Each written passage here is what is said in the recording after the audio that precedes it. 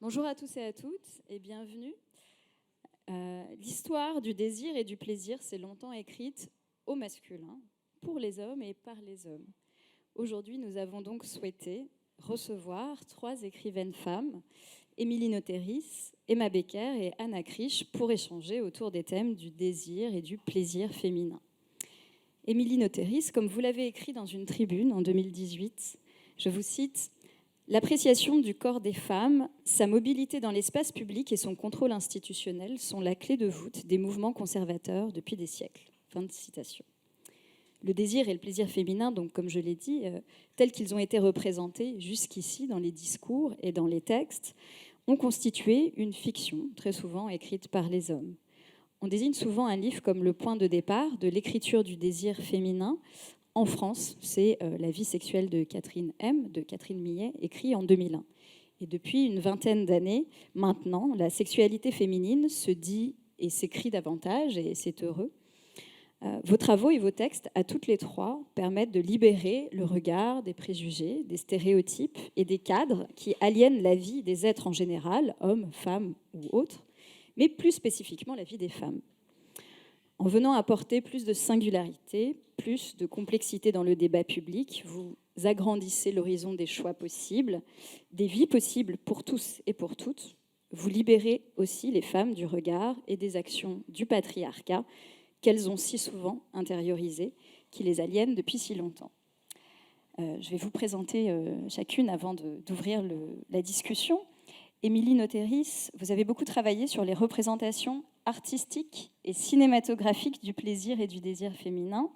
Vous êtes l'autrice de nombreux textes, alors je ne vais pas tous les citer, mais vous avez traduit des écoféministes, écrit divers essais sur les femmes artistes, Alma Matériaux en 2020, sur le fétichisme, tout dernièrement sur l'écrivaine Monique Wittig, et vous écrivez également des textes littéraires qu'on peut qualifier d'assez iconoclastes, en fait, qui mélangent le texte et l'image, et qui inventent une forme comme Cosmic Trip, Le nœud de Prussique ou Séquoiadrome.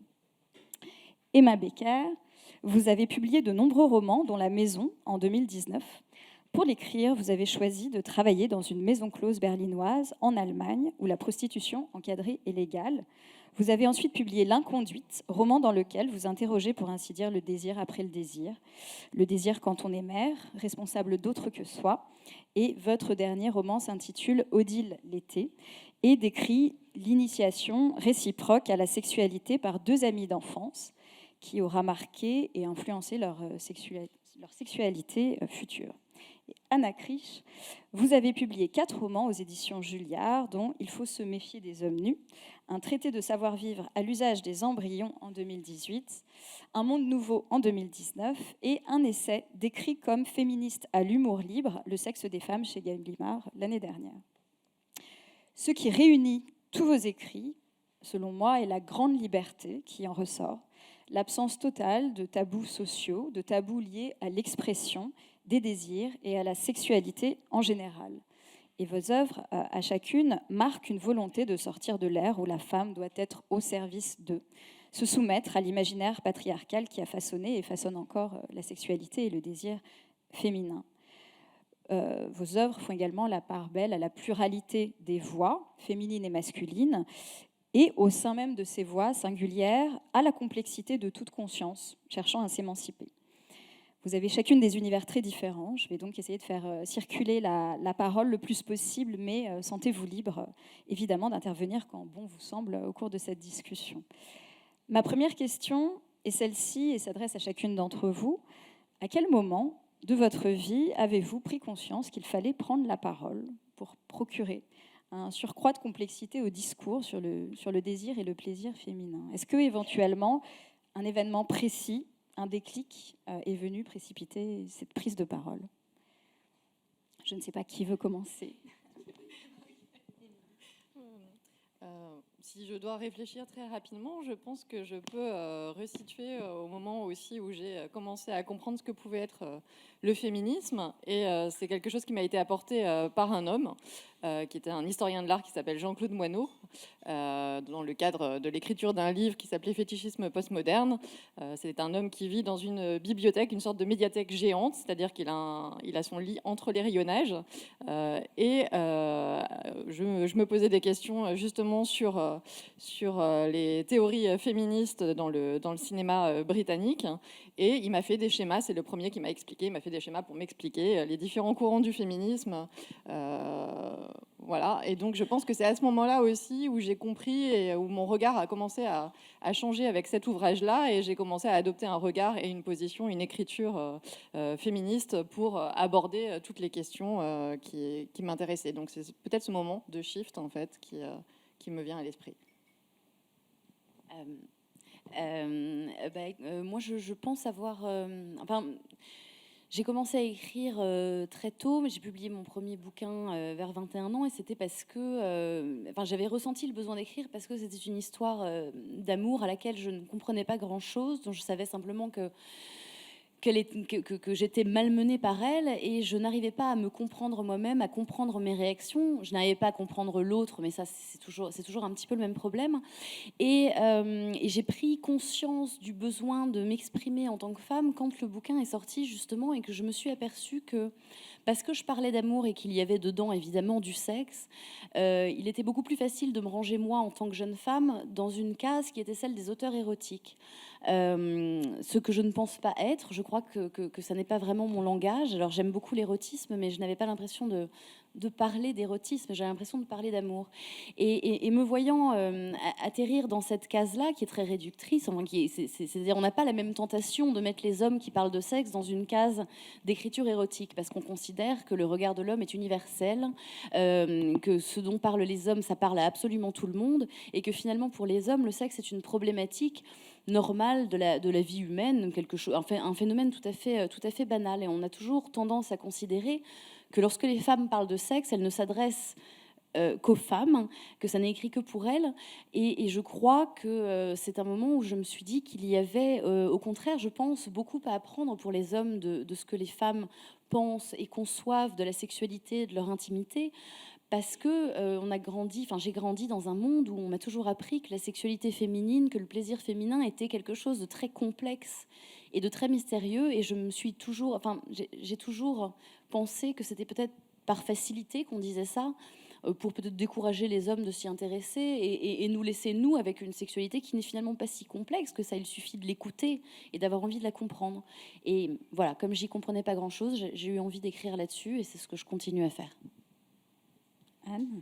Alors moi, je vais un peu plomber l'ambiance, mais je pense que je suis entrée en féminisme à travers la question des violences sexuelles et à travers le viol qu'a subi ma petite sœur lorsque nous étions enfants, un viol incestueux très banal avec un oncle, un de nos oncles. Et donc ça a suscité en moi beaucoup de colère et de rage, un truc un peu aveugle, et aussi lié au silence qui a entouré tout ça. Et je pense que l'écriture naît de ce silence-là. Alors, avant d'éprouver du désir et du plaisir, quand on est enfant, on entend parler de désir et de plaisir, on voit, on assiste et on mime le désir et le plaisir. D'ailleurs, dans votre dernier ouvrage, Emma Becker, Odile l'été, vous montrez bien que le début de l'éveil sexuel commence par l'imitation des gestes du désir et du plaisir, et jusqu'ici, l'imitation en général se borne à une espèce de jeu théâtral qui mime l'acte hétérosexuel et avec pour objectif souvent le plaisir de l'homme. Et en fait, évidemment, se réapproprier le désir pour la femme, c'est aussi se réapproprier l'imaginaire collectif qui aujourd'hui penche encore beaucoup trop du côté des hommes. Est-ce que, en continuant votre œuvre, en quelque sorte, c'est cette ambition que vous avez de contribuer peut-être à redéfinir un imaginaire collectif ? C'est vrai qu'il y aurait des tas de nouveaux imaginaires, de nouvelles sexualités à inventer pour étoffer un petit peu cette omniprésence du regard masculin. Quand j'ai écrit ce livre, effectivement, Vanessa Springora, qui est mon éditrice pour cette collection-là, Peut-être que vous pouvez nous parler un tout petit peu de cette collection, Oui. parce qu'elle est spéciale. Tout à fait. Donc c'est une collection qui s'appelle Photos de troubles et que Vanessa Springora, l'autrice du consentement et également éditrice, a fondée avec cette idée de réécrire l'érotisme au féminin en essayant de s'écarter le plus possible de ce qu'on appelle aujourd'hui le male gaze, c'est-à-dire le regard de l'homme qui finalement définit le désir et l'érotisme. Alors j'ai trouvé ça compliqué au début, évidemment, parce que je ne vous cache pas que moi je trempe dans cet imaginaire masculin depuis que je suis toute petite. J'ai grandi dans ce monde-là et depuis l'enfance, enfin, on est abreuvé d'une littérature et d'un cinéma dans lequel ce sont toujours les mêmes qui tiennent la caméra, toujours les mêmes qui tiennent la plume et toujours les mêmes qui sont finalement des objets de désir auxquels on prête souvent quelques lambeaux de conscience, juste suffisamment pour se rendre compte que les hommes les désirent, mais c'est à peu près tout. Donc l'idée était d'écrire quelque chose où il se produirait peut-être une sorte de renversement, enfin c'est-à-dire que ces objets de désir que sont les femmes deviendraient des objets de désir désirants. Et ça me semblait être une expérience intéressante. Et j'avais aussi en moi toutes ces questions justement que vous évoquiez, à savoir dans le fantasme, dans l'imaginaire sexuel, qu'est-ce qui finalement appartient aux femmes? Quels sont nos fantasmes à nous et quels sont les fantasmes que nous avons intériorisés du monde dans lequel on vit, où bien souvent les rapports hommes-femmes sont définis par des idées d'adversité, de combat, de prise de pouvoir, c'est-à-dire qui a le pouvoir sur l'autre. Et il est très difficile, je trouve, en tant que femme, de dénouer comme ça cet écheveau de quel est mon fantasme à moi et qu'est-ce que j'ai juste métabolisé de la présence des hommes autour de moi. Donc je ne prétends pas du tout dans ce livre échapper au regard de l'homme, mais plutôt que d'essayer mordicus d'y échapper, je préfère, en tout cas dans ce livre-là, l'idée de me l'approprier et de considérer que le regard de l'homme n'est peut-être pas qu'un regard d'homme, mais peut-être que les femmes sont aussi capables de poser ce regard complaisant sur elles-mêmes, sur leurs consoeurs. Voilà, parce que je crois que si on essaye constamment de définir ce qui nous appartient et ce qui nous a été appris, parfois de force, finalement, notre vie n'est qu'un combat permanent. Et je crois qu'il faudrait quand même qu'il y ait des moments de respiration. Et je crois et j'espère que dans l'érotisme, il y a quelque chose que nous pouvons partager indépendamment du sexe et des genres, et qui serait une espèce de reprise de respiration, à condition, bien sûr, qu'on en fasse un espace où les uns et les autres peuvent respirer de la même façon et ont la même marge de manœuvre. Pour revenir sur ce livre, je ne retrouve pas exactement la citation, mais je me souviens très bien d'une phrase où vous dites, parce que vous parlez d'amour entre femmes, de fantasmes entre femmes, et à un moment vous dites qu'on ne s'y trompe pas, le regard des hommes pour moi est le chef-d'œuvre de ma vie, mais je vais vous raconter autre chose aussi. Enfin, il y a cette phrase que j'ai trouvée très belle, parce que vous décidez quand même de développer autre chose dans ce roman.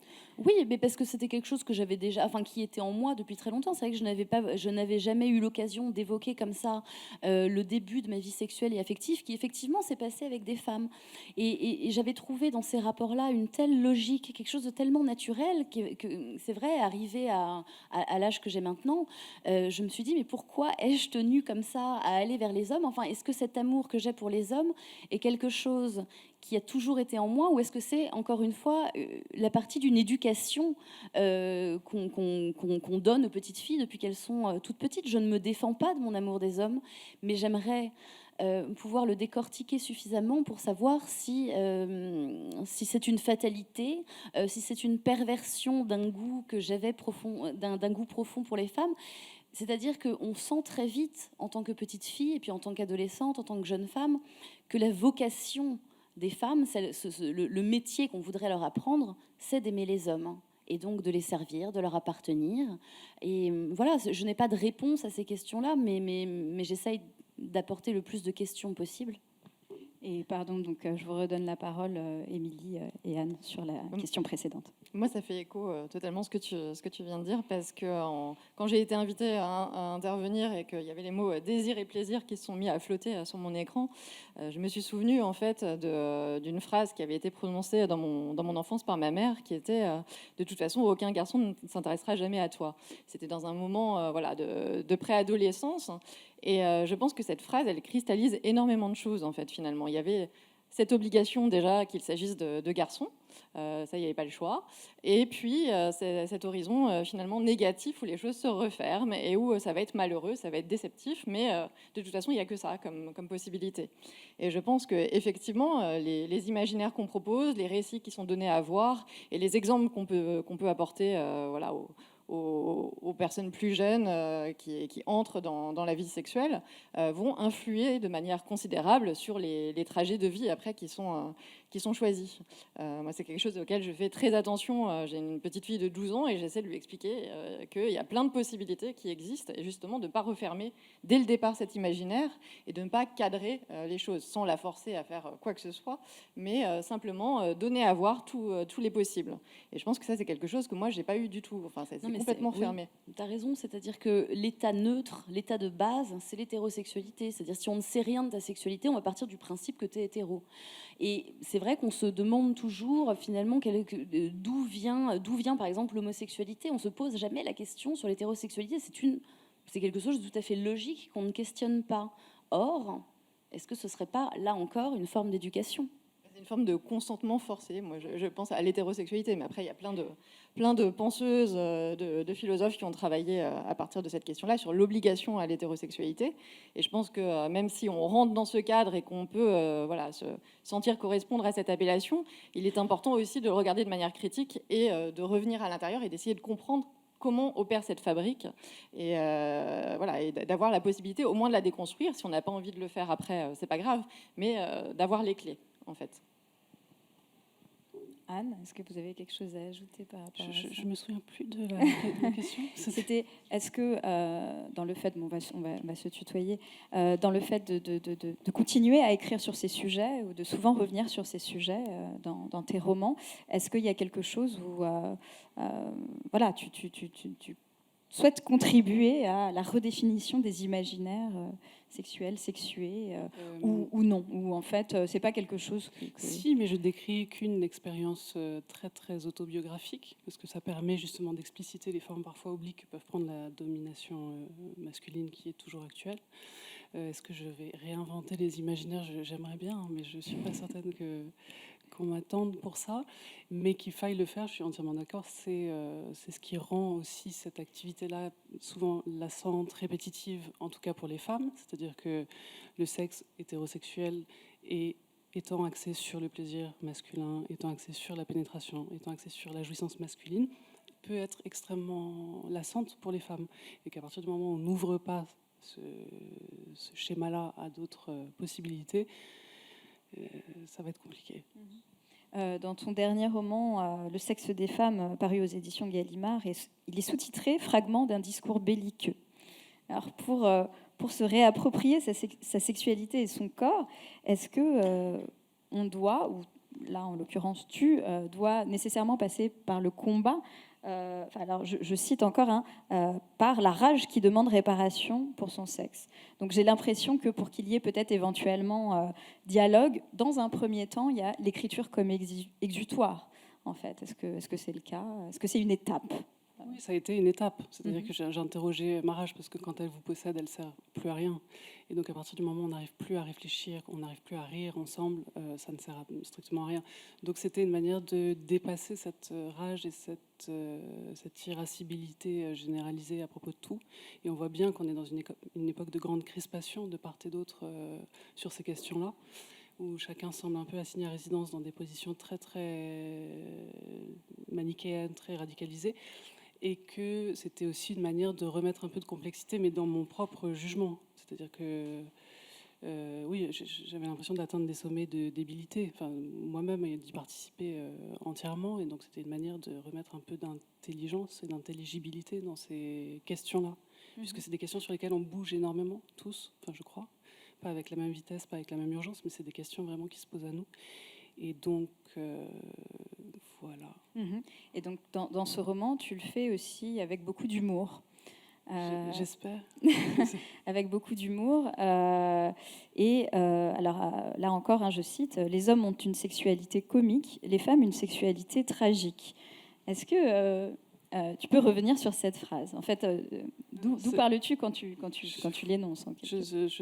Il y a plein de choses avec lesquelles je ne suis pas d'accord avec moi-même, donc cette phrase en faisait partie. Je ne rends absolument pas justice à la sexualité des hommes dans ce livre, je tiens à le dire. Et que comme c'est un livre justement que j'ai voulu comique, et c'est un livre caricatural qui grossit évidemment le trait et qui maltraite un peu les hommes. C'est pas non plus très éloigné des expériences que j'ai connues, mais bon, quand même. Mais c'est vrai que les hommes, en tout cas, la perte de l'innocence pour les hommes, souvent, ça signifie le début des vacances, quoi. C'est l'autoroute. Et pour nous, c'est quand même le début du danger. On va apprendre à où c'est un terrain miné. On va mettre le pied dans des. Donc on n'est pas tout à fait égaux dans cette découverte-là aussi de la sexualité et du plaisir. Mais j'ai oublié la question aussi. Non, Mais en fait, donc moi j'ai beaucoup ri en vous lisant l'une et l'autre. Et ça aussi, c'est quelque chose. En fait, voilà, enfin, comment ça s'est passé Vous avez beaucoup réfléchi enfin, parce que alors, vous vannez beaucoup les hommes, en quelque sorte. Enfin, il y a beaucoup de piques. Et en même temps, évidemment, il y a une grande tendresse envers eux. Enfin, il y a les deux. Il y a les deux. Mais voilà, est-ce que éventuellement vous pouvez nous dire un mot l'une et l'autre sur l'humour et la manière dont vous maniez l'humour dans vos romans Moi, c'est vrai que ça m'intéresse énormément, la question de l'humour et sa place dans la littérature. Et justement aussi la manière dont les femmes l'utilisent ou pas. Et comment c'est pas exactement ce qu'on attend ni d'un grand livre de littérature, et en particulier pas d'une femme qui écrit. Et c'est vrai que moi, ça m'intéresse beaucoup par goût naturel, par pente. C'est ce que je préfère. Je pense que c'est ce qui permet de faire passer les idées les plus subversive, et quand même de rendre audible un certain nombre de choses qui ne le sont pas, et puis d'aller un peu très loin, et que ce soit acceptable, en fait, tout simplement. Mais c'est vrai que la question de l'humour, elle m'intéresse beaucoup, et de sa place dans la littérature de manière générale. Mais c'est vrai que ce livre, je prends mes références, c'est beaucoup de stand-up américain, c'est Anna Gatsby, c'est plutôt vers là que je suis allée chercher mes sources pour ce livre. Quant à moi, je pense que il faut quand même faire preuve d'un certain humour en tant que femme pour avoir encore de l'humour pour écrire sur la sexualité. Enfin, c'est-à-dire, il faut quand même avoir l'esprit, un certain esprit de résilience. Je crois que la fréquentation des hommes vous oblige à avoir un petit peu d'humour quand même, parce que sinon la vie avec eux. Non, mais je dis ça absolument. Ben non, mais c'est vrai quand vous voyez de quoi est faite la vie sexuelle des femmes, c'est-à-dire comment commence notre vie sexuelle dans une odeur de combat permanente, où finalement on ne sait jamais ce qu'on va tirer d'une étreinte, c'est-à-dire que le nombre de fois où on repart chez soi en se disant mais j'ai fait pourquoi? Qu'est-ce que j'ai tiré de ça? Qu'est-ce qu'on a tiré de ça? Peut-être la possibilité d'en faire des histoires qui nous auront appris quelque chose, ou alors qui nous auront fait rire. Je crois que l'humour n'est pas forcément de la moquerie. Je crois qu'il y a effectivement un humour très tendre et qu'on appelle tout simplement le recul et la distance. Enfin, l'acte sexuel, quand on le regarde de façon sobre et dégagée, est quand même très drôle. Enfin, je veux dire, c'est quand même une succession de malentendus qui, au bout d'un moment, pour une raison ou pour une autre miraculeuse, se dissipent. Et je crois que on a longtemps parlé de sexualité de façon très grave, hein, et je pense que ça a contribué à accentuer comme ça la distance entre les êtres, en particulier entre les hommes et les femmes, parce que on s'imaginait que les hommes étaient tout à fait capables de se livrer à cette activité-là de façon légère et dégagée et sans aucun affect, mais que les femmes en faisaient forcément quelque chose de sacré, quelque chose de il faut forcément que ce soit de l'amour. Et je pense que là, il y a une certaine forme de confusion, un certain malentendu. Je crois que le but est quand même de se rapprocher les uns des autres. Et on peut faire le choix, à certains moments en tout cas, de se dire que la sexualité n'est pas forcément quelque chose de grave, que c'est quand même censé être une activité qui fait plaisir. Alors c'est rare que les paramètres soient rassemblés pour que ça ne soit qu'une activité qui fait plaisir, mais si elle ne fait pas que plaisir, alors peut-être qu'elle peut être intéressante pour ce qu'elle est, c'est-à-dire philosophiquement, psychanalytiquement, on peut peut-être en tirer des choses qui aideront à faire en sorte qu'il n'y ait pas constamment comme ça ces malentendus larvés entre les hommes et les femmes. Je crois qu'on n'est pas obligé d'en faire un drame, on peut en faire un sujet de ridicule ou un sujet de blague. En tout cas, je crois que c'est important aussi que les femmes s'emparent de cette capacité de sarcasme et d'ironie, quand on voit notamment l'importance du regard sur soi, de la représentation de soi quand on fait l'amour. Je crois que si on n'a pas d'humour sur l'autre ou sur soi, on ne peut pas espérer pratiquer cette activité de façon satisfaisante. Oui, Émilie. Oui, moi je ne devais pas répondre à la question de l'humour, mais je vais quand même y répondre. Moi, je pense effectivement que c'est un endroit stratégique très important, c'est-à-dire que commencer à faire rire, c'est aussi faire réfléchir, et c'est pas une activité qui est dépourvue de sérieux. Moi d'ailleurs, pour me reposer, pour changer d'ambiance par rapport aux ouvrages que j'ai pu écrire dernièrement, j'ai commencé à écrire un livre, enfin j'avais commencé à écrire simplement un titre sur un document Word qui s'appelle « Séparer l'homme de l'artiste au moyen d'une hache ou de tout autre instrument ». Et en fait, cette idée m'amusait beaucoup et je me suis mis à envisager d'écrire progressivement une sorte de roman policier dans laquelle une multitude d'hommes auraient été séparés de l'artiste et qu'est-ce que ça pourrait donner. Donc une sorte d'enquête comme ça, et c'est quelque chose qui effectivement m'amuse beaucoup, qui n'est pas dépourvu d'humour et qui est une autre manière de répondre et pas simplement de partir forcément de la théorie, mais aussi d'utiliser la littérature et l'humour comme autre mode d'action et de réflexion. Ça fait réfléchir autrement d'écrire comme ça d'ailleurs. Je pense que oui, l'humour est à la fois un symptôme, peut-être symptôme aussi d'une limite de la communication possible, et en même temps, le fait que, comme tu l'as dit Emma, jusqu'ici on ait beaucoup écrit, que les hommes aient écrit sur la sexualité de manière sérieuse, c'est une manière d'enfermer les femmes aussi dans un drame, dans la sexualité vécue comme drame, et donc soumise à la possibilité de l'échec, de ne rien pouvoir en tirer pour elles-mêmes, en quelque sorte.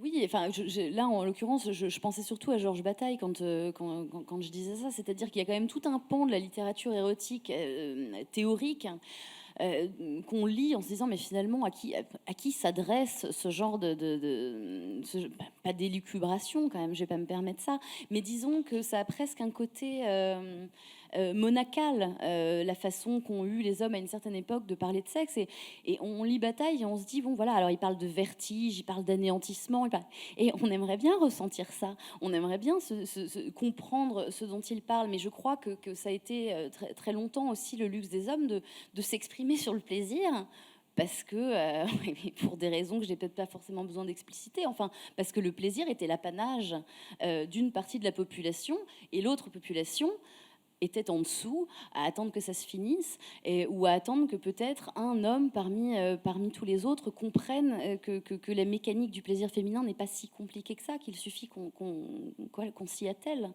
Et puis après, moi j'ai beaucoup lu une dame qui s'appelait Françoise Ray, qui a beaucoup écrit pendant les années 80-90, et qui, c'était la première fois que je lisais une femme qui parlait d'érotisme d'une manière aussi joyeuse, décomplexée, gourmande, en n'ayant pas forcément recours à tout ce lexique qu'on donnait aux femmes pour écrire l'érotisme, c'est-à-dire beaucoup de périphrases, beaucoup de métaphores, beaucoup de métaphores de fleurs, de fruits, qui ne contribuaient finalement qu'à une chose, à part faire joli, c'était asseoir cette idée que le corps des femmes est quelque chose de sacré, quelque chose de miraculeux, quelque chose qu'il ne faut pas égratigner du bout des ongles. Donc je ne sais pas où j'allais avec mais voilà, mais arrêté. Voilà. Par rapport à ça, en lisant donc vos œuvres à toutes les trois, il semble que vous tenez chacune à votre manière à désacraliser l'écriture, à la faire tomber de son piédestal formel, traditionnel, et vos voix sont des voix orales, des voix familières qui décrivent le quotidien de la sexualité, qui parlent de corps, de sensations, de sentiments, souvent de manière très franche, incorrecte, crue.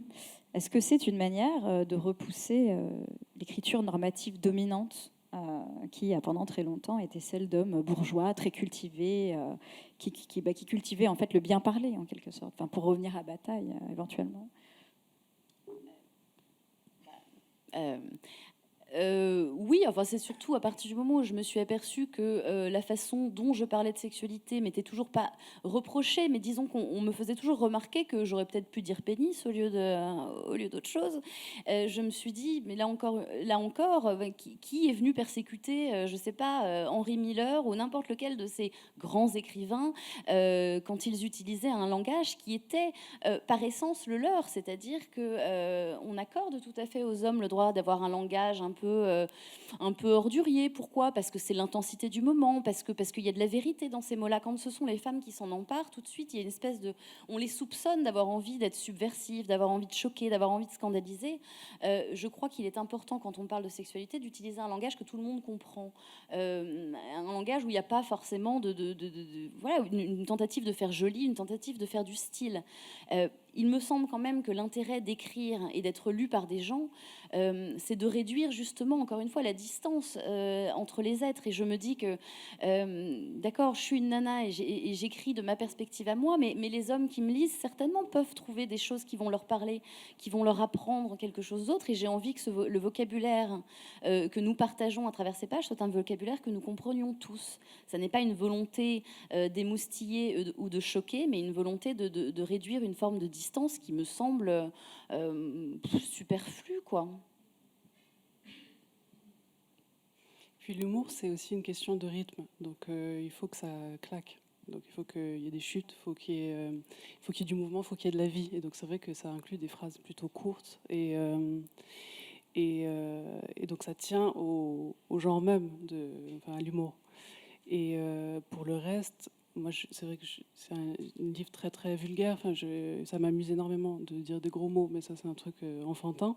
Et donc j'en mets plein, tous azimuts dans le livre si possible. Et j'adore ça. Voilà. Émilie, est-ce que... Je rebondis, mais un tout petit peu de côté. Je donne beaucoup d'ateliers d'écriture. C'est une partie très importante en fait de mon activité. Et je remarque, dans différents cadres, que ce soit dans des collèges, dans des lycées, dans des écoles d'art, en prison, dans d'autres espaces, il y a toujours cette question de la légitimité qui se pose. C'est-à-dire qu'il y a un grand nombre de jeunes femmes que je croise qui ont envie d'écrire, mais qui se sentent non légitimes ou qui pensent qu'il n'y a pas de place en fait pour elles ou qu'elles ne vont pas y arriver. Et moi, j'essaye de mettre en place des outils pour démystifier aussi le rôle de l'écrivain, de l'écrivaine, pour expliquer qu'on peut y arriver, de rendre les ouvrages aussi transparents, d'expliquer quelle est la fabrique du livre, comment on arrive à relier des choses entre elles, comment on rencontre une pensée, à restituer des liens aussi entre autrices, à faire écho aux paroles des personnes qui ont écrit avant, et de donner comme ça des impulsions et des clés pour se lancer. Et ça marche assez bien parce que là, je donne un atelier d'écriture, notamment chez moi, de manière informelle depuis 4 ans maintenant, où il y a 12 personnes qui sont inscrites. Il n'y a que des femmes qui travaillent dans différents champs. Et il y a une jeune femme qui était arrivée au départ et qui était très grande lectrice et qui faisait une grande différence entre la lecture et l'écriture. Donc elle ne se sentait pas capable d'écrire.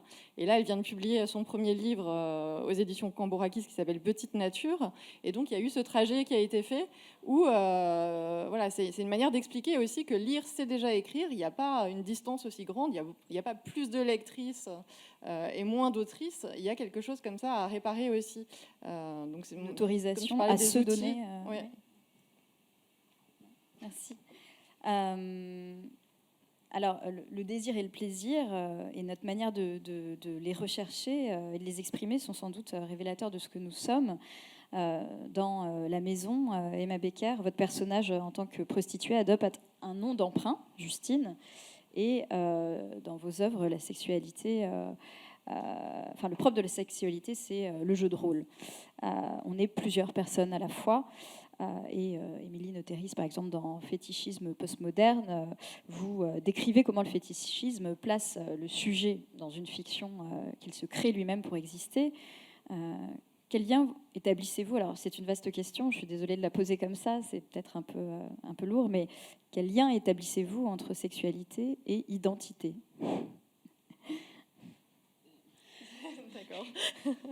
Merci de m'abandonner.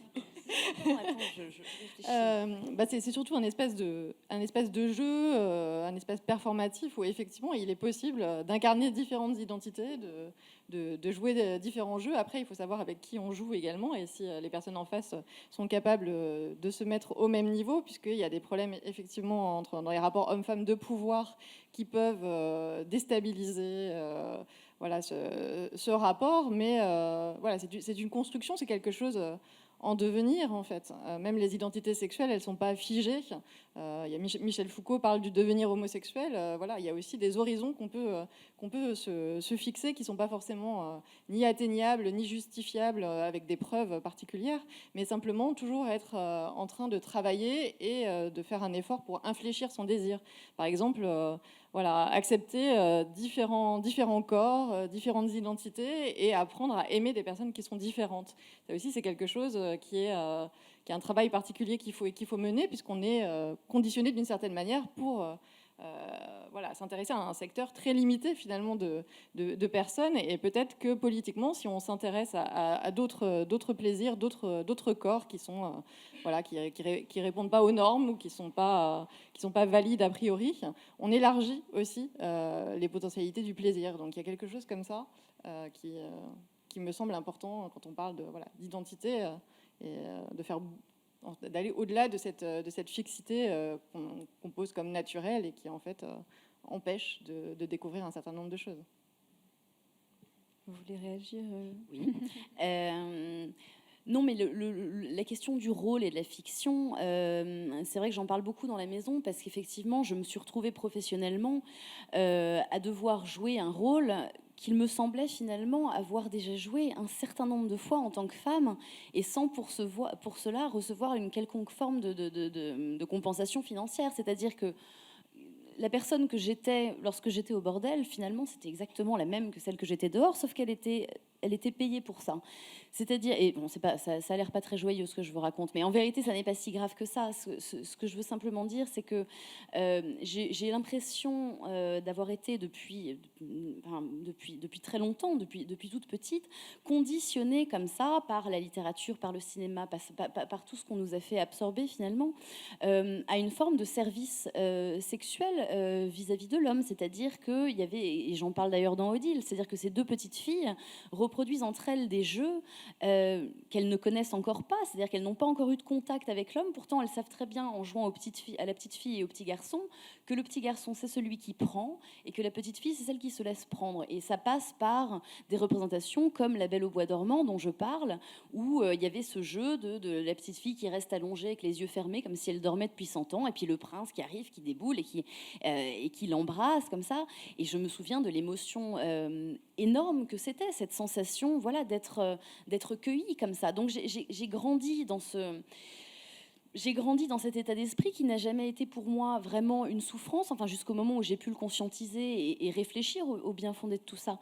Mais donc je me suis retrouvée à travailler pendant 3 ans dans une maison close où je faisais ce boulot qui ne me semblait pas être très différent d'un boulot de, entre guillemets, de femme. Mais je crois que les choses sont ainsi faites aussi parce qu'on ne laisse pas beaucoup, parce qu'il m'a toujours semblé très compliqué de n'être qu'une seule personne, en l'occurrence quand j'étais avec un homme, c'est-à-dire qu'il s'opère très souvent, mais je ne vais pas généraliser parce que je ne doute pas que dans l'assistance, il y a sans doute des femmes qui sont sexuellement plus épanouies que moi, mais c'est-à-dire qu'il s'opérait une forme de dédoublement où il y avait une partie de moi qui était en effet très affairée à ce qu'elle était en train de faire, et puis une partie de moi qui était en train de réfléchir et qui finalement empêchait cette partie charnelle de moi de s'abandonner complètement et de n'être finalement qu'un corps qui ressent. Et il m'a toujours semblé que le but ultime quand même dans la sexualité, c'est d'arrêter de penser et de n'être qu'un corps qui ressent, qui jouit, qui prend du plaisir. Je crois que c'est peut-être aussi un petit peu lié au processus d'écriture, c'est-à-dire à la distance qu'on a sur sa propre existence quand on écrit, parce qu'on est constamment dans une espèce de petite vigie où on observe ce qui se passe et que quelque part on est déjà en train de l'écrire. Donc je serais curieuse de savoir si les hommes, par exemple, ont ce même dédoublement, ont cette même tentation d'investir des rôles nouveaux où ils peuvent s'inventer une nouvelle existence qui ne serait pas bardée de toutes ces problématiques-là. Et voilà, je vais m'arrêter là.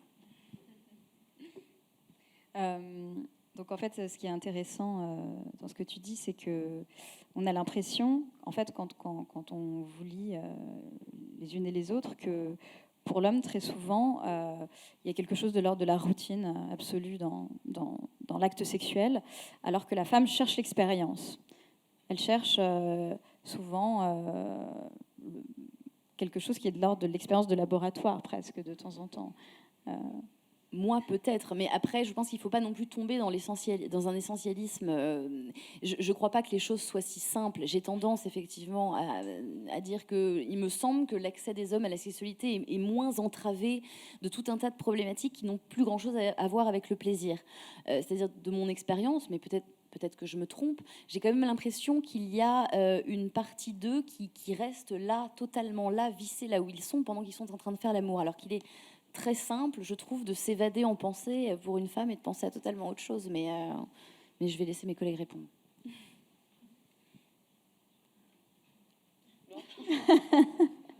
Non, bon.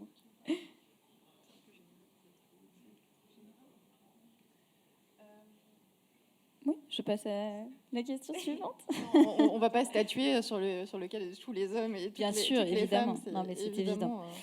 euh, Alors, les notions de marge et de normes sont essentielles pour appréhender vos livres, puisque, en fait, chacune, vous faites fi des normes pour ériger la vôtre, pour la chercher.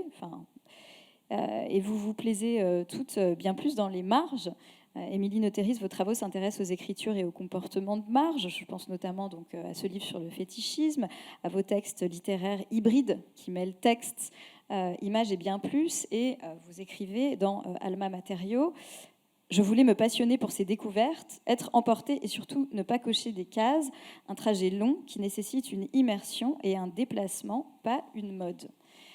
Et de votre côté, Emma Becker et Anna Krisch, vous n'hésitez pas à mettre en scène l'une et l'autre des héroïnes qui ne sont pas forcément bienveillantes, critiques à l'égard de la société, marginales, aimant souvent à jouer les parasites, qui se sentent de trop, souvent en crise. D'où ma question, est-ce qu'il faut-il forcément assumer une forme de marginalité pour trouver son plaisir, son désir?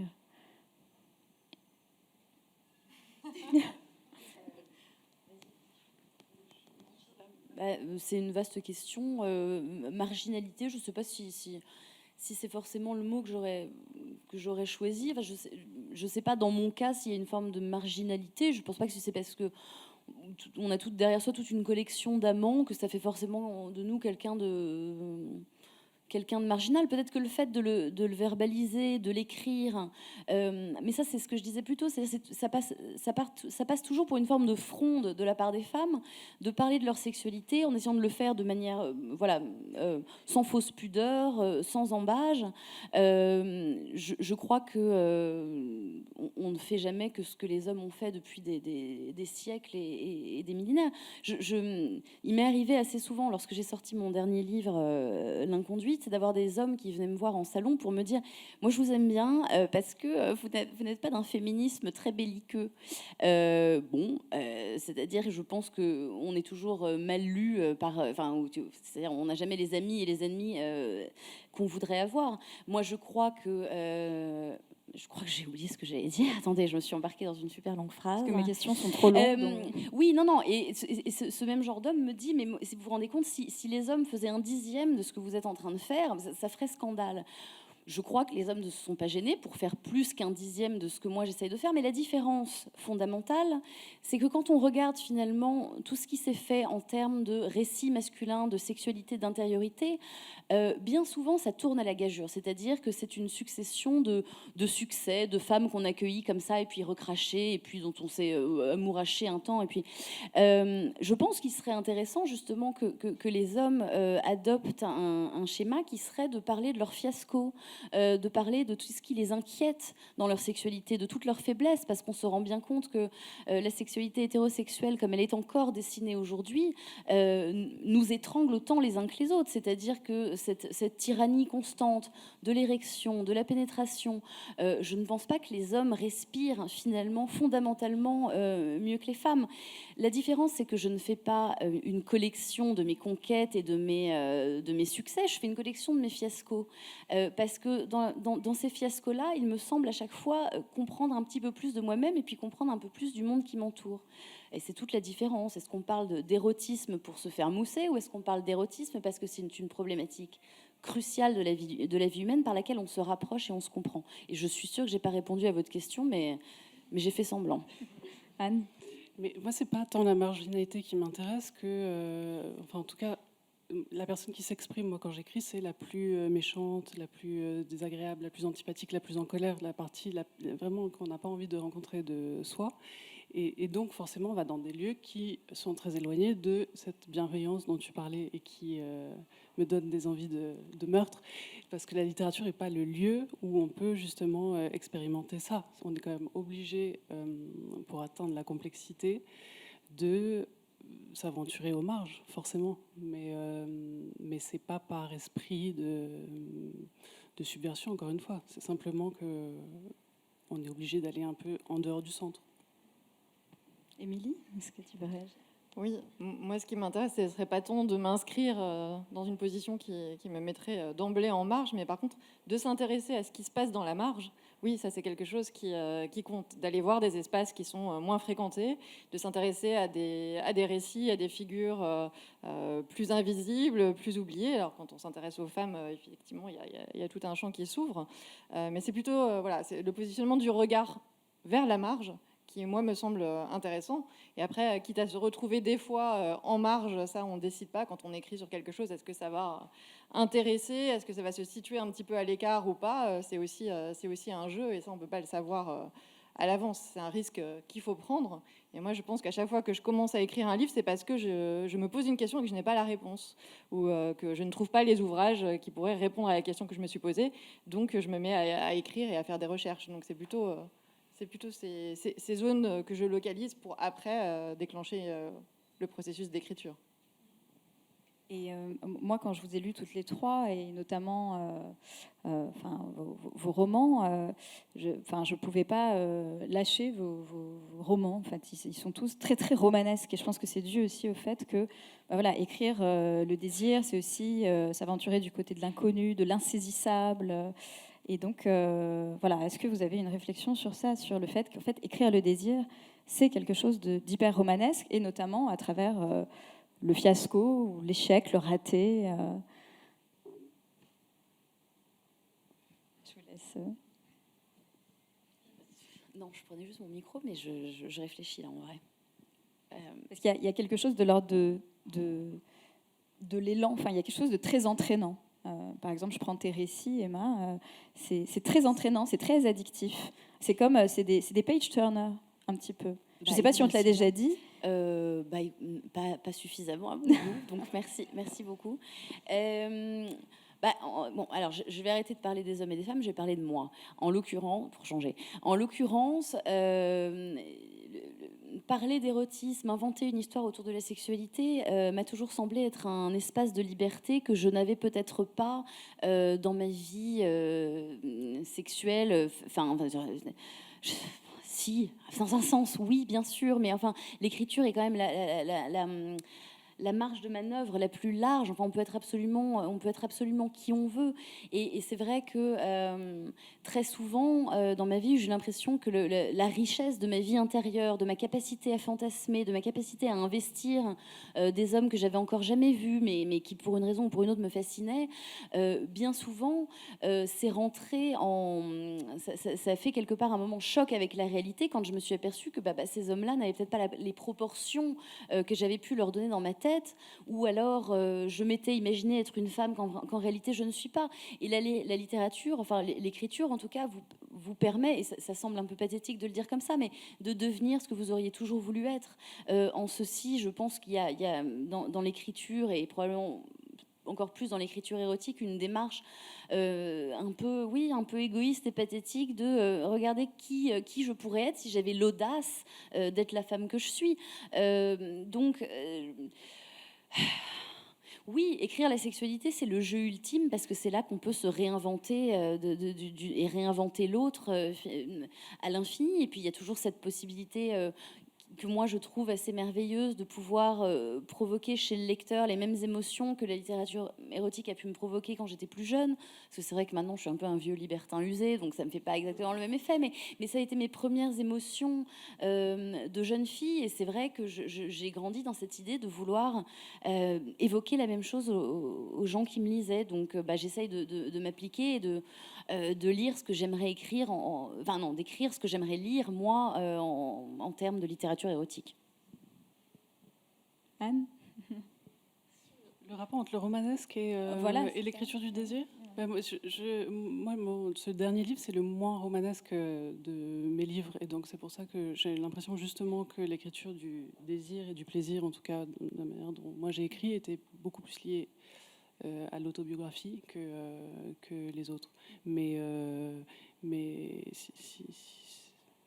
voilà. Merci. Oui, Émilie? Moi, j'ai pas écrit Oui. voilà, ni de roman érotique, ni sur la sexualité. Enfin, j'avais juste publié un premier roman dont tu as parlé, qui s'appelle toujours d'ailleurs, Cosmic Trip, et qui était un livre assez trash, assez violent, avec beaucoup de scènes de sexe. Et j'avais été un petit peu suivie après par des stalkers, des lecteurs, et je pense qu'à partir de ce moment-là, j'avais décidé le prochain livre qu'il y aurait rien, en fait, aucune sexualité. Et puis après, progressivement, j'ai basculé dans le féminisme, et ça a investi un autre territoire qui est celui de la théorie, et qui n'est pas forcément un support de plaisir aussi ostentatoire et immédiat que ce que la littérature peut procurer. Donc je suis un petit peu ça doit fédérer pas mal d'emmerdeurs aussi, ceci dit, d'avoir versé dans le féminisme. C'est d'autres choses, on a moins d'invitations à dîner. Ah oui, c'est vrai. ça c'est possible. Et peut-être, Émilie, tu peux partager avec nous, on en avait parlé hier, mais le fait que ce premier roman, donc Cosmic Trip, parle quand même de sexualité, de domination, de la force des images et de la manière dont les images aliènent notre imaginaire, l'imaginaire des femmes et leur sexualité. La manière dont cet ouvrage a été reçu et l'orientation peut-être éventuellement un peu différente que tu as donnée ensuite à tes activités d'écriture. Après, il y avait de toute façon effectivement des germes de ce qui venait après. C'était un livre qui était centré autour de la figure des loups-garous et des vampires, et qui puisait dans le cinéma de manière assez importante. Et puis, l'exercice féministe de décortiquage en fait du cinéma, c'est quelque chose d'historiquement très situé. Je pense que j'avais pas conscience de ça au départ quand j'avais commencé à écrire ce livre, mais effectivement, quand on prend les figures des loups-garous et des vampires, il y a une sexualité qui se déploie, qui est extrêmement normée, des questions de pouvoir qui sont reproduites. Et moi, j'avais un personnage, après, c'est un roman qu'on disait expérimental à l'époque, c'est-à-dire qu'il n'y a pas une narration à suivre très claire. Il y a plein de sauts brusques, de citations à l'intérieur, de photos. Enfin, c'est assez particulier comme manière d'écrire. Je ne sais plus ce que j'allais dire, comme vous tout à l'heure. Et oui, donc il y avait cette idée comme ça de déconstruire des récits, et j'avais un personnage de tueuse, une sorte de serial killeuse qui se débarrassait des hommes pendant qu'elle avait des relations sexuelles avec eux, et elle épargnait simplement une femme avec qui elle avait une histoire. Mais j'avais pas conscience en fait de ce que j'étais en train d'écrire à ce moment-là. Je pense qu'aujourd'hui on peut regarder et puis essayer de décortiquer, de donner des significations, mais oui, enfin, en tout cas il y avait tout ça de présent dans la fiction, et je pense que si aujourd'hui je veux réinvestir, revenir à une fiction plus immédiatement lisible comme telle, avec ce projet de séparer l'homme de l'artiste et une figure de femme détective qui d'ailleurs va explorer aussi des choses au niveau de sa sexualité, je pense qu'il y a des passages qui vont s'écrire dont je n'ai pas encore connaissance et qui vont peut-être apporter une réponse, mais il faut attendre encore un peu. Emma, en quoi l'écriture et le fait d'écrire le désir ou l'écriture érotique vous permet de mieux vivre votre sexualité? Alors c'est une question intime, je suis désolée, mais pendant qu'on y est, est-ce que c'est le cas ou pas? Est-ce que c'est le cas De mieux la comprendre mieux De l'appréhender. mieux la comprendre, oui, j'imagine, parce que depuis le temps que j'écris là-dessus, il faudrait quand même que... Enfin, j'ose espérer que ça m'a apporté un certain nombre d'éclaircissements sur moi-même. La meilleure preuve étant que quand je relis mon premier livre, j'ai quand même envie de me coller des claques. Et je remarque que j'ai opéré une évolution quand même. Je ne sais pas si c'est tant une évolution sexuelle qu'une évolution affective. C'est-à-dire que entre mon premier livre, je suis vraiment dans une contemplation béate de l'homme, qui est en l'occurrence un homme plus âgé, qui a quand même sur moi une influence. Voilà. J'ai aussi eu cette expérience de bordel qui fait que fatalement, quand on pratique ce métier-là, on n'a pas le même humour et la même innocence qu'avant sur les hommes. C'est-à-dire qu'il y a des tas de choses qui vous faisaient rire avant qui maintenant vous lassent. Enfin, disons que voilà, tout ça est devenu une forme de métier. Et c'est difficile aussi, enfin, c'est une expérience qui est difficile à laisser derrière soi. C'est-à-dire, j'ai arrêté de faire ce boulot, mais je ne pourrai jamais oublier que je l'ai fait. Donc, tous ces livres qui étaient des expériences, évidemment, m'ont fait grandir, mais je pourrais pas vous dire que je ressors d'un livre en ayant l'impression d'avoir fait un progrès formidable sur moi-même. Je les relis des années après en me disant, là oui, effectivement, je touchais un truc. Mais à la limite que moi, ça me fasse évoluer, c'est pas très grave. J'écris toujours en me disant qu'il y a certainement en France ou ailleurs, des femmes et des hommes qui se posent les mêmes questions que moi, et qu'il n'est pas tant question d'y apporter des réponses, mais de faire sentir à ces personnes-là qu'elles ne sont pas seules avec ces questionnements. Parce que c'est peut-être d'ailleurs la raison pour laquelle j'écris, c'est la solitude, et pas une solitude dont je souffre. Je suis très contente d'être seule. Je suis très contente je me réjouis beaucoup d'être toute seule dans mon petit monde avec toutes ces histoires que j'invente dans ma tête, mais j'ai bien conscience quand même d'être parfois isolée du reste de mes contemporains et contemporaines. Et c'est vrai que je trouve qu'il y a des moments aussi tellement compliqués dans cette existence, enfin des choses qui vous traversent, qui sont tellement dures à métaboliser et à s'expliquer que voilà, écrire pour moi, c'est ça aussi, c'est de se dire, il y a bien un crétin ou une crétine à qui ça aura parlé et qui se sera, l'espace d'un instant, senti compris, épaulé, soutenu. Voilà, donc ma sexualité, bon, écoutez, il n'y a pas que ça, hein, j'imagine. Hein, il y a plein d'autres choses. Et on a l'impression, enfin en tout cas, je parle du dernier livre d'Anne et de vos romans, Emma, que quand vous écrivez, vous mettez tellement de vous, en fait, dans ce que vous écrivez, que je me suis posé la question de la limite, en fait. Par exemple, pour écrire La Maison, vous avez travaillé dans une maison close. Quelle limite vous vous êtes mis à ce moment? Est-ce que vous n'êtes pas mis de limite et vous vous êtes dit, bon, on verra quel est le risque que vous prenez? Parce que finalement, écrire, c'est aussi un risque de faire face au gouffre que nous sommes. Et donc, comment est-ce que vous gérez ça?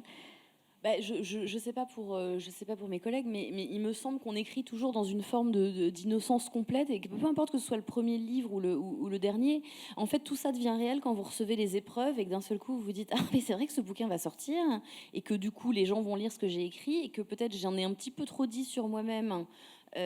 J'aurais peut-être, j'en sais rien, changer 2-3 noms, 2-3 trucs, mais j'ai pas l'impression de mettre une limite quelconque. J'ai écrit La Maison, non pas parce que je voulais écrire un livre sur les bordels, enfin c'était la deuxième idée, mais la première idée c'était surtout que j'avais besoin de payer mon loyer dans un délai assez restreint, et que les deux idées se sont parfaitement télescopées. Mais non, je crois que le seul risque à ne pas prendre, enfin, il faut essayer de ne pas faire de peine à l'autre. Hein. C'est comme quand on a une relation extra-conjugale, il faut juste essayer de ne pas faire de peine à l'autre. Je crois que c'est ça le seul principe qu'il faut essayer de se fixer, c'est de ne pas dévorer les gens autour de soi qui nous aiment et qu'on aime et dont on voudrait bien parler, mais voilà, c'est pas toujours évident.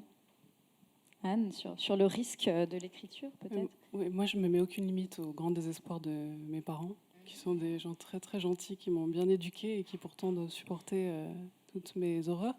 Mais c'est vrai qu'écrire un livre, enfin, c'est la phrase de Kafka, un livre devrait avoir le même poids qu'un décès dans une famille. Et c'est vrai que si on écrit en pensant, on n'a plus de famille quand on écrit, parce que sinon on ne peut pas écrire. Mais c'est vrai qu'il faut éviter de faire de la peine, évidemment. Voilà. Merci. Et dans vos romans, vous exprimez beaucoup les contradictions qui existent entre l'éthique des personnages, justement, qui repose sur le respect, le consentement, le libre choix, etc., et les désirs qui pointent souvent du côté des jeux de domination, de soumission. Et là aussi, dans Odile l'été, donc vous décrivez Emma, tu décris Emma, les jeux de petites filles qui deviennent des jeunes filles puis des femmes, et elle retombe en quelque sorte dans la question de la domination de l'un sur l'autre. Comment faire face à cette contradiction entre le fait que le désir vient systématiquement déborder sur l'éthique, sur le vivre bien, je pense que une fois qu'on sait que le sexe est au fond éminemment politique et que le désir l'est aussi, après il faut se trouver une capacité de respiration là-dedans. C'est-à-dire qu'on ne peut pas être tout le temps dans une logique de déconstruction de ce qui nous excite, de ce qui nous stimule, de ce qui nous... en l'occurrence, dans Odile, c'est vrai que... j'ai toujours eu tendance à penser que ces rapports de domination, soumission, qui sont intrinsèquement larvés dans la sexualité hétérosexuelle, étaient justement quelque chose de profondément hétérosexuel. C'est-à-dire que la présence de l'homme impliquait ces rapports de pouvoir et de... pour l'avoir constaté, je ne crois pas en fait que ce soit lié à l'hétérosexualité. Je crois que la pulsion sexuelle, que le désir sexuel comprend en elle-même un rapport de force. C'est-à-dire que quand on désire, on n'a pas forcément envie de flatter l'autre dans le sens du poil, on n'a pas forcément envie de voir quelque chose de joli, de sentir des odeurs qui nous flattent. En fait, on a plutôt envie d'une forme d'abjection et d'anéantissement, que ce soit l'anéantissement de l'autre ou l'anéantissement de soi.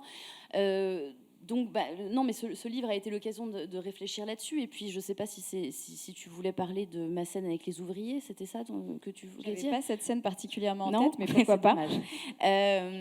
Non, mais alors je ne vais pas en parler, je ne vais pas vous spoiler le livre. Mais non, mais voilà, c'est-à-dire que j'essaye d'être dans une espèce de décortication joyeuse d'un phénomène qui ne l'est peut-être pas fondamentalement, qui est cette mainmise des uns sur les autres, et comment est-ce que ces autres qui sont un peu écrasés par tous les affects qu'on leur fout sur le coco, comment faire pour réussir à avoir une sexualité satisfaisante dans laquelle on se retrouve et dans laquelle on n'est pas constamment à se regarder dans les yeux de l'autre. Voilà.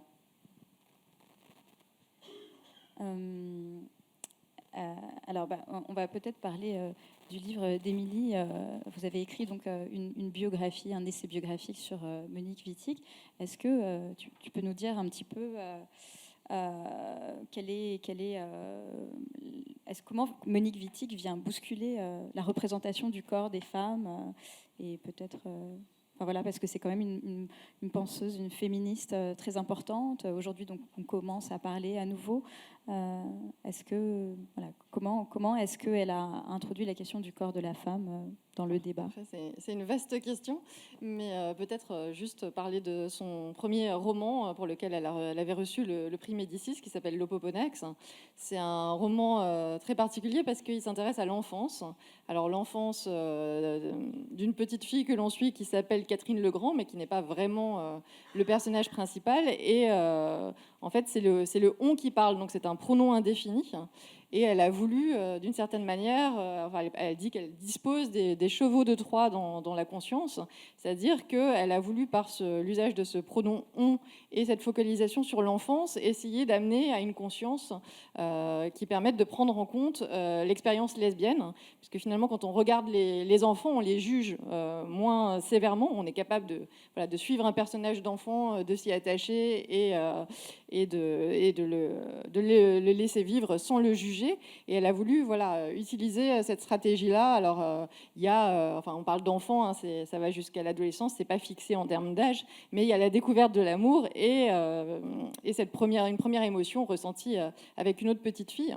Donc, elle s'intéressait à ce moment-là, c'est-à-dire que le moment où quand on est enfant, on commence à comprendre qu'on vit dans un monde d'adultes et on va se frotter à des résistances, des obstacles, et quelles sont finalement les possibilités de mouvement dont on dispose.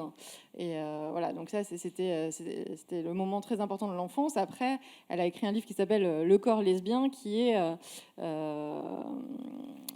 écrit en réponse justement à toutes les métaphores qui courent sur le corps de la femme, la sexualité. Elle a voulu démonter ça, et c'est un livre qui est voilà, assez violent finalement, puisque il s'intéresse aux humeurs, aux organes, et finalement tout le corps devient sexuel. C'est pas uniquement voilà, les zones habituelles, mais comment on explose finalement la sexualité.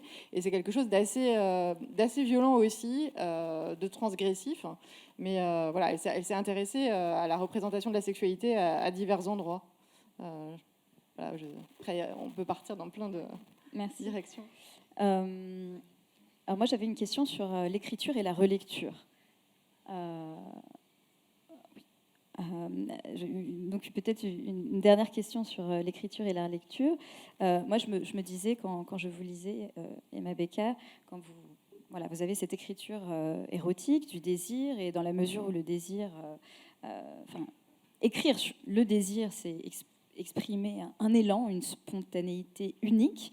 Est-ce que, en fait, après avoir écrit le désir, après avoir écrit des pages et des pages érotiques, vous revenez et vous relisez beaucoup ou pas? Comment ça se passe? La question de la relecture. C'est mon grand plaisir de me relire. J'aimerais bien pouvoir écrire un petit peu plus pour me relire un petit peu plus. C'est-à-dire que j'ai pas l'impression de ressentir un plaisir transcendantal à écrire. Enfin, je le fais bravement. Ce que je préfère de mon boulot, c'est vraiment de me sentir écrire, de me sentir suffisamment écrire pour me dire après je vais me faire un café et je vais me relire ces 3 pages que j'ai. C'est ça mon vrai plaisir, et je pense qu'il y a quelque chose de tout à fait masturbatoire là-dedans. Je m'en cache absolument pas, et c'est peut-être aussi pour ça que j'écris sur ces problématiques-là. Pour moi, il y a quelque chose de sexuel, enfin d'enfantin et de sexuel dans l'écriture. Et puis je trouve au-delà de ça que tout ce processus quand on en arrive vraiment à la réécriture avec son éditeur, pour moi c'est aussi une partie très gratifiante du métier, parce qu'au bout d'un moment vous n'êtes plus le meilleur juge de ce que vous écrivez depuis 3-4 ans, et je trouve ça très agréable d'avoir ce regard neuf de l'autre sur ce que vous avez écrit. Mais l'écriture n'est pas une souffrance pour moi non plus, c'est une activité. Voilà. Merci. Bon, je crois que si personne n'a plus rien à ajouter, on va s'arrêter là. Merci infiniment pour... Merci à vous. Merci.